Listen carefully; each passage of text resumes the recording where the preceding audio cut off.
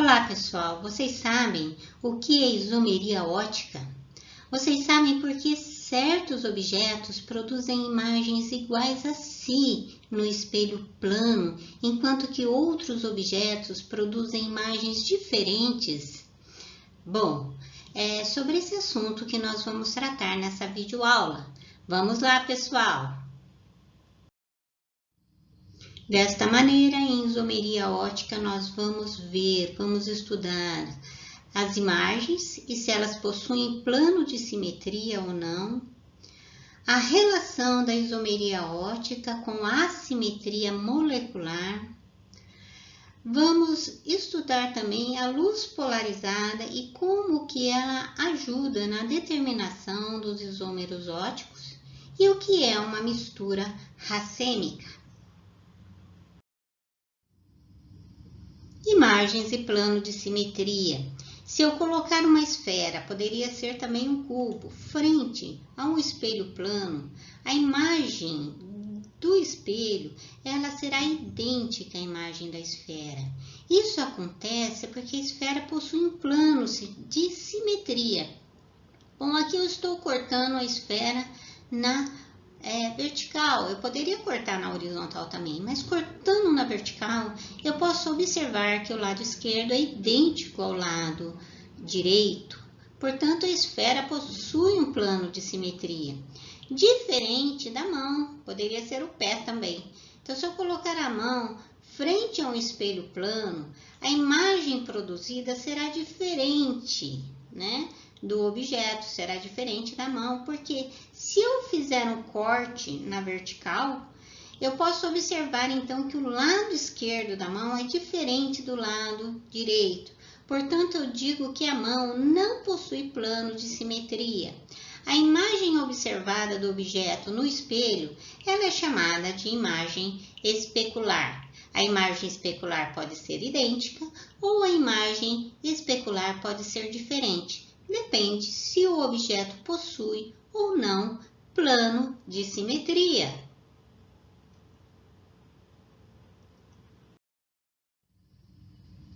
Isomeria ótica e assimetria molecular.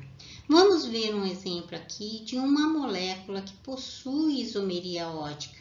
No caso, essa molécula, ela possui um carbono assimétrico. Ela possui um carbono com geometria tetraédrica, ou seja, um carbono com 4 ligações simples e possui também 4 ligantes diferentes. Esse carbono, ele não possui plano de simetria, porque a imagem especular produzida dessa molécula no espelho, ela é diferente da molécula original. Se eu sobrepor, a molécula, a sua imagem, elas não se sobrepõem como a mão, né? Então, olha, o verdinho se encontrou com o branquinho e o branquinho com o verdinho aqui embaixo, porque essa molécula, esse carbono, né? Ele não possui plano de simetria, portanto, a molécula também não possui plano de simetria. O espelho é apenas um recurso para a gente compreender aqui que nós temos dois compostos diferentes com a mesma fórmula molecular, portanto, eles são isômeros. Mas eu tenho dois compostos diferentes. Essa molécula assimétrica, ela também é chamada de molécula quiral.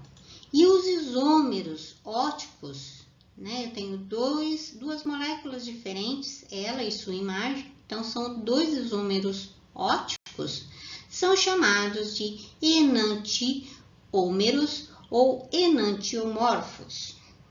Tudo bem? Polarização da luz. O que a polarização da luz tem a ver com isomeria ótica? Bom, vamos ver o que é uma luz polarizada.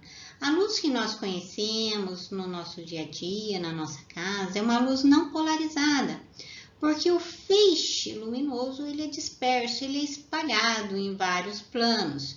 Para eu polarizar uma luz, eu preciso passar esse feixe de luz sobre um aparelhinho chamado polarizador. esse polarizador ele vai alinhar esse feixe de luz, ele vai concentrar esse feixe de luz, fazendo com que ele vibre em apenas um plano. Essa luz polarizada, ela pode determinar a presença de isomeria ótica, a isomeria que ocorre quando eu tenho dois isômeros com imagens diferentes. A condição suficiente para a existência da isomeria ótica é que eu tenha na molécula um carbono quiral, basta um carbono quiral que haverá então a isomeria ótica na molécula. O que é mesmo carbono quiral? Ou centro quiral, também chamado de centro quiral. É um carbono tetraédrico, ou seja, um carbono com 4 ligações simples e 4 ligantes diferentes. Essa é uma condição suficiente para a existência da isomeria ótica.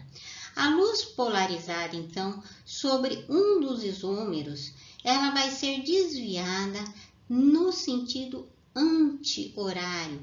Esse isômero óptico que desvia a luz polarizada no sentido anti-horário, ele é chamado de levógero, pode vir com o sinalzinho menos ou apenas a letra L. O outro isômero óptico, frente à luz polarizada, ele vai desviar a luz polarizada no sentido horário. Esse isômero, ele é chamado de destrógeno, pode vir com o sinalzinho mais ou apenas a letra D. Esses enantiômeros, então, eles podem ser identificados na prática pela luz polarizada.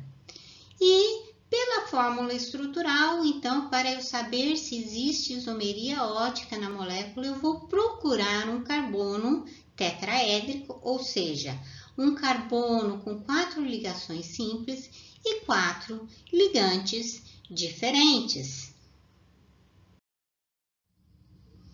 O que é uma mistura racêmica?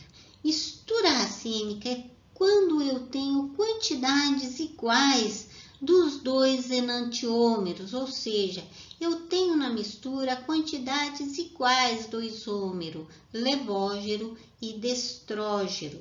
Essa mistura racêmica, quando colocada sobre a luz polarizada, ela não vai desviar a luz, porque um dos isômeros desvia para a esquerda, o outro para a direita. Um é anti-horário, o outro é horário, de tal maneira que as mesmas quantidades de levógeno e destrógeno na mistura faz com que a luz polarizada não seja desviada.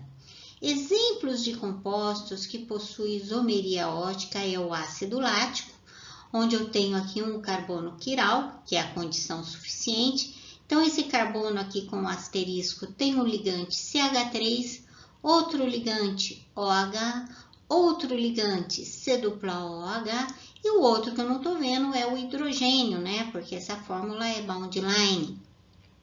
A alanina também possui um centro quiral, condição suficiente, basta um centro quiral para a molécula ter isomeria ótica. Então, esse carbono aqui com asterisco na alanina possui 4 ligantes diferentes e é um carbono tetraédrico. Um dos ligantes é CH3, o outro é NH3, o outro ligante é C-OH e o outro ligante é o hidrogênio.